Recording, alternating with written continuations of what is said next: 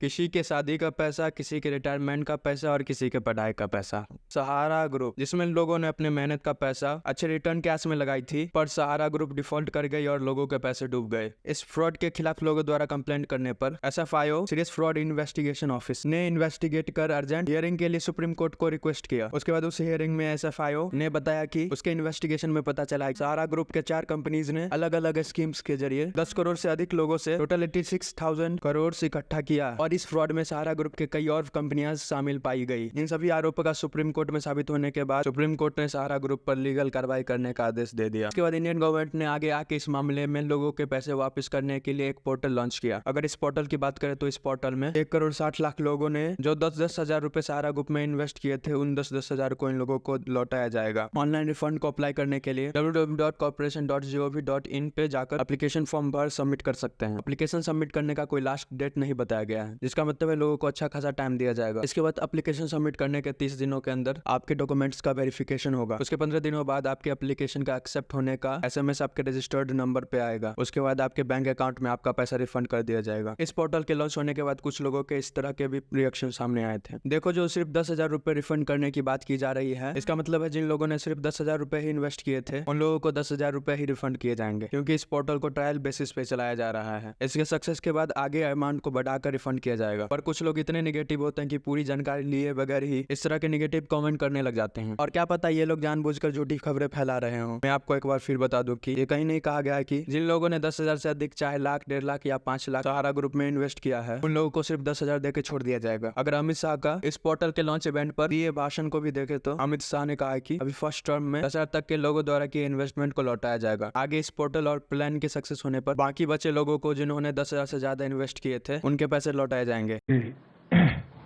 इस छोटे मगर बहुत महत्वपूर्ण कार्यक्रम में उपस्थित सुप्रीम कोर्ट के निवर्तमान न्यायमूर्ति श्रीमान सुभाष रेड्डी जी, मेरे साथी मंत्री श्रीमान BL वर्मा जी, सचिव सहकारिता Shri Gyanesh Kumar ji, Shri Vijay Kumar ji, Shri Manoj Mittal MD CEO IFCI limited, Shrimati P Lakshmi MD SDMS, और आज इस कार्यक्रम में उपस्थित सहकारिता विभाग के सभी अधिकारी कर्मचारी गण और कुछ प्रतिनिधि जिनको सालों से सहारा ग्रुप की ये 4 क्रेडिट सोसाइटियों में जिनकी राशि लंबित हो गई है, स्थगित हो गई, आप सभी का आज के कार्यक्रम में मैं हृदय से स्वागत करता हूं। मित्रों, ये छोटा सा परंतु महत्वपूर्ण कार्यक्रम है। ये कार्यक्रम का महत्व 2 दृष्टि से है। एक तो करोड़ों ऐसे लोग जिनकी गाढ़ी कमाई एक 4 क्रेडिट कोऑपरेटिव सोसाइटियों के अंदर स्थगित हो गई। घोटाले का आरोप लगा, कोर्ट केस हुए, एडमिनिस्ट्रेटर अपॉइंट हो गए हैं। एडमिनिस्ट्रेटर अपॉइंट होते ही ED, इनकम टैक्स, अलग अलग सरकारी संस्थाओं ने अपने अटैचमेंट कर दिए। और ये सब कानूनी लड़ाई में कहीं न कहीं जो निवेशक है, जिसने अपनी गाढ़ी पसीने की कमाई इसमें लगाई है, इसके प्रति किसी का ध्यान नहीं जाता था। और ये कोई पहली ऐसी कहानी नहीं है। कहीं पर भी इस प्रकार के घोटाले का आरोप लगता है या घोटाले होते हैं तो तुरंत ही मल्टी एजेंसी सीजर हो जाता है। और मल्टी एजेंसी सीजर को मैं मानता हूं कि ब्रह्मा जी पर पृथ्वी पर आए तो इसको उठा नहीं सकते, क्योंकि कोई एजेंसी इसमें निवेशक का विचार नहीं करती, अपने अपने इंटरेस्ट का विचार करती है। और इसी के कारण एक बहुत बड़ी असुरक्षा की भावना और अविश्वास की भावना कोऑपरेटिव सोसाइटियों के प्रति बनी। जब मोदी जी ने एक निर्णय लिया कि इस देश में 70 करोड़ लोग ऐसे हैं जिनके पास पूंजी नहीं है, 70 करोड़ लोगों का ऐसा समूह जिनके पास पूंजी नहीं है, परंतु वो देश के विकास को कंट्रीब्यूट करना चाहता है, देश के विकास में अपना योगदान करना चाहता है, तो कैसे करे? जिनके पास पूंजी नहीं है और कुछ उद्यम करना चाहते हैं, जिनके पास पूंजी नहीं है कोई उद्योग डालना चाहते हैं, जिनके पास पूंजी नहीं है और कुछ प्रवृत्ति करना चाहते हैं, इनके लिए कोऑपरेटिव आंदोलन के अलावे और कोई रास्ता नहीं है। क्योंकि सहकारिता आंदोलन ही एकमात्र आंदोलन है कि जिसमें छोटी छोटी पूंजी का कुल योग बनाकर ढेर सारे लोगों को मिलाकर एक बड़ी पूंजी की निर्मित कर एक बड़ी चीज को साकार किया जा सकता है। मैं आज हमारे यहां जो दूध उत्पादन के क्षेत्र में कोऑपरेटिव क्रांति हुई है, उसका मैं जरूर उदाहरण देना चाहता हूं। सिर्फ गुजरात में 36 लाख बहनें हर रोज दूध का उत्पादन करती हैं और दूध का उत्पादन कर प्रोसेस कर इसको देश भर में और दुनिया भर में पहुंचाया जाता है। और ये 36 लाख बहनों में से एक भी बहन ने 100 रुपये से ज्यादा निवेश नहीं किया है, सिर्फ 100 रुपया, मगर 36 लाख बहनों ने 100 रुपया निवेश किया है। उसमें से अमूल बना और आज वो बहनों की सालाना इनकम 60,000 करोड़ रुपया है। कोई कल्पना नहीं कर सकता कि 100 रुपये के निवेश से और 100 रुपये वाली 36 लाख महिलाओं, जिसमें से ज्यादातर एसएससी पास भी नहीं है, वो इकट्ठा होती हैं, कोऑपरेटिव सोसाइटीज बनाती हैं, फिर जिला कोऑपरेटिव यूनियन बनते हैं, फिर फेडरेशन बनता है और अंत इसका ये आता है कि देश भर में दूध की कमी को वो महिलाएं समाप्त करती हैं और इसके साथ साथ 60,000 रुपये का इनकम सालाना वो करते हैं। अब इससे बड़ा कोई उदाहरण नहीं होता। और इसके आधार पर देश भर में कई सारे कोऑपरेटिव डेयरी के मॉडल बने हैं। अलग अलग राज्यों में, कर्नाटक में बना, मध्य प्रदेश में बना, मुंबई महाराष्ट्र में बना, पटना में बना, बिहार में बना और सफल मॉडल हुए। और ये सब का योग मिला लें तो 2.5 करोड़ बहनें आज पशुपालन कर देश की दूध की कमी को समाप्त भी कर रही हैं और जीडीपी में कंट्रीब्यूट भी कर रही हैं। ये तो उदाहरण हुआ एक सफल कोऑपरेटिव का, मगर कई बार घपले घोटाले के आरोप भी होते हैं और जो छोटे छोटे लोग इसमें निवेश करते हैं उनकी पूंजी जाया जाती है। सालों सालों तक, सहारा का ही उदाहरण ले दी, कितने सालों तक सुप्रीम कोर्ट में केस चला, सभी एजेंसियों ने इनकी प्रॉपर्टी सीज कर दी, अकाउंट सीज कर दे, एक सीजर हो तो उसका रास्ता निकाले, 7-8 एजेंसियों ने सीजर कर दिए। अब ऐसा जब होता है तो कोऑपरेटिव आंदोलन की विश्वसनीयता, क्रेडिट सोसाइटियों की विश्वसनीयता समाप्त होती है। इसलिए मोदी जी ने जो मंत्रालय बनाया उसके बाद हमने इनिशिएटिव लिया, सभी स्टेक होल्डरों को बिठाया। इसमें आप लोगों को नहीं बिठाया था क्योंकि आपका रिप्रेजेंटेटिव मैं हूं। जो निवेश करता है उनको नहीं बुलाया था। हमने सेबी वालों को भी बुलाया, ईडी वालों को भी बुलाया, इनकम टैक्स वालों को भी बुलाया, सीरियस फ्रॉड ऑर्गेनाइजेशन वालों को भी बुलाया, सीबीआई वालों को भी बुलाया और अधिवक्ताओं को भी बुलाया, लॉ ऑफिसर्स को भी बुलाया। सबके साथ मिलकर हमने कहा कि हम क्या एक ऐसी व्यवस्था कर सकते हैं जिससे सभी लोग अपने दावों के ऊपर उठकर जो छोटा निवेशक है इसकी चिंता कर सकते हैं। और मुझे आनंद है कि सभी एजेंसियों ने मिलकर एक सुप्रीम कोर्ट में याचिका दायर की और सुप्रीम कोर्ट ने भी एक ऐतिहासिक फैसला लिया कि सभी एजेंसियां जब सहमत है तो एक सुप्रीम कोर्ट के पूर्व न्यायाधीश जी की अध्यक्षता में एक कमेटी बनाई जाए और उनके निर्देशन से ये पारदर्शी भुगतान की शुरुआत की जाए। और ट्रायल बेस पर आज ये पारदर्शी भुगतान की शुरुआत 5,000 करोड़ रुपए से कर रहे हैं हम।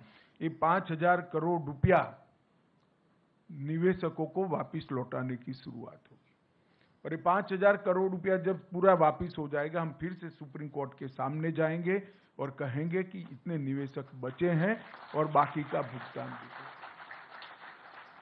आज जो पोर्टल लॉन्च हुआ है, वो पोर्टल से लगभग 1 करोड़ निवेशकों को, क्योंकि हमने तय किया है कि पहले 10,000 रुपया तक की राशि को हम भुगतान करेंगे। जिनका 10,000 तक का निवेश है वो, और जितना भी निवेश हो उसमें से 10,000 रुपया, ये ट्रायल बेस है। और ये पोर्टल के माध्यम से इसको ऑनलाइन सबको निमंत्रित करेंगे। पूरे डेटा को ऑनलाइन कर दिया गया है चारों सोसाइटियों के, और सीरीज ऑफ मीटिंग कोऑपरेटिव मंत्रालय के, सहकारिता मंत्रालय के अधिकारियों ने की है। हमारे जो स्टॉक होल्डिंग के साथी बैठे हैं, उन्होंने भी बहुत बड़ा इनिशिएटिव दिया है। मैंने उनको चाय पर बुलाया था, मैंने बोला इसमें कमाई आपको चौनी भी नहीं होने वाली है, मगर ये सेवा का काम है, आप तत्परता से करिए। मैं स्टॉक होल्डिंग का भी धन्यवाद करना चाहूँगा कि इन्होंने बड़े मन से इसमें हमारा सहयोग किया है, और रेड्डी साहब ने भी 3 से 4 बार मीटिंग कर इसको गति दी है। मेरा मीटिंग करना तो स्वाभाविक है, मगर सुप्रीम कोर्ट के निवृत्त न्यायमूर्ति जब आपकी परेशानी को समझकर इसके लिए परिश्रम करे, वो हमारे लिए बहुत सकारात्मक संदेश है। मित्रों, लगभग 1 करोड़ 7 लाख निवेशकों को ये पोर्टल के अंदर पंजीकरण करने का अधिकार है, जिनकी पूरी राशि लौटाई जाएगी। और कुल मिलाकर 4 करोड़ निवेशक हैं जिनको 10,000 रुपये तक की राशि प्रथम दृष्टि से उनको वापस दी जाएगी। और ये मैंने कहा, ये शुरुआत है। अगर ये सफलता से होता है, और सफलता से होगा, उसका मुझे पूरा विश्वास है, क्योंकि पूरी प्रणाली को मैं समझा हूं। इसमें कहीं पर भी कोई गड़बड़ की गुंजाइश नहीं छोड़ गई है, और कहीं पर भी जो जेन्युइन इन्वेस्टर है, इसको अन्याय होने की गुंजाइश भी नहीं छोड़ गई। जिन्होंने निवेश नहीं किया है, इसको किसी भी तरह से यहां से रिफंड नहीं मिल सकता, और निवेश जिन्होंने किया है, इसको कोई रोक नहीं सकता। मगर बहुत सारे निवेशक ऐसे होंगे जो ऑनलाइन पोर्टल पे शायद ना आ सके, मगर ये बहुत जरूरी है, क्योंकि इतने सारे दावों का फिजिकली भुगतान संभव नहीं है। मैं आप सबसे निवेदन करना चाहूंगा कि सरकार ने सीएससी की व्यवस्था की है। सीएससी के माध्यम से आप आपका ऑनलाइन पंजीकरण करा सकते हैं, वो आपको पूर्णतया गाइड करेंगे। हम प्रयास करेंगे कि देश के सारे सीएससी को ऑनलाइन ये पूरी व्यवस्था भेज दी जाए, वो इसका स्टडी कर आपकी सहायता करेंगे। ढेर सारे लोग ऐसे होंगे जिनके मोबाइल आधार में जो रजिस्टर होंगे वो आपने बदल दिए होंगे, तो इसका भी रजिस्ट्रेशन कराना पड़ेगा। और आपके बैंक अकाउंट का रजिस्ट्रेशन तो करीब सबका हो चुका है। इसमें 2 ही प्रमुख शर्तें हैं। एक, आधार का रजिस्ट्रेशन आपके मोबाइल के साथ होना, और आधार का रजिस्ट्रेशन आपके बैंक अकाउंट के साथ होना। ये 2 जुड़ाव है, तो सिर्फ आपको रिसीट का वर्णन ऑनलाइन भेज देना है, और एक फॉर्म डाउनलोड कर सिग्नेचर कर फिर से वापस ऑनलाइन भेज देना है। आपके पास, मैं आपको विश्वास दिलाता हूं कि 45 दिन के अंदर पैसा आपके बैंक अकाउंट में जमा हो जाएगा। इसमें आप जरा भी चिंता मत करें। मित्रों, एक बहुत बड़ी शुरुआत है। देश में ढेर सारी क्रेडिट सोसाइटियों में घपले घोटाले हुए। पहली बार मोदी जी के नेतृत्व में इतने बड़े घोटालों में पारदर्शिता के साथ आज निवेशकों को पैसा देना शुरू हो रहा है। ये बहुत बड़ी उपलब्धि है, जिसका मुझे कम से कम बहुत संतोष है और आनंद है कि आज करोड़ों लोगों को अपनी गाढ़ी कमाई के पैसे, गाढ़े पसीने की कमाई के पैसे वापस मिलने की शुरुआत होगी। और मैं आशा करता हूं कि 10,000 से 15,000, 15,000 से 20,000, लगभग छोटे निवेशकों को गिन ले तो 30,000 तक के निवेशक ले लेते हैं हम, तो लगभग 2.5 करोड़ लोगों को अपना पैसा वापस मिलेगा। ये बहुत बड़ी उपलब्धि है।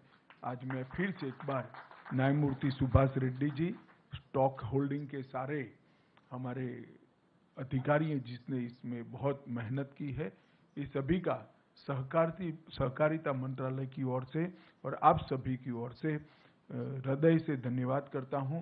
और सहारा ग्रुप कोऑपरेटिव सोसाइटी के करोड़ों निवेशकों को भी आज मैं बहुत बहुत बधाई देना चाहता हूं कि एक रास्ता प्रशस्त हो गया है जिससे आपका पैसा वापिस आएगा और आपके उपयोग में आएगा। आप सभी को बहुत बहुत बधाई और धन्यवाद।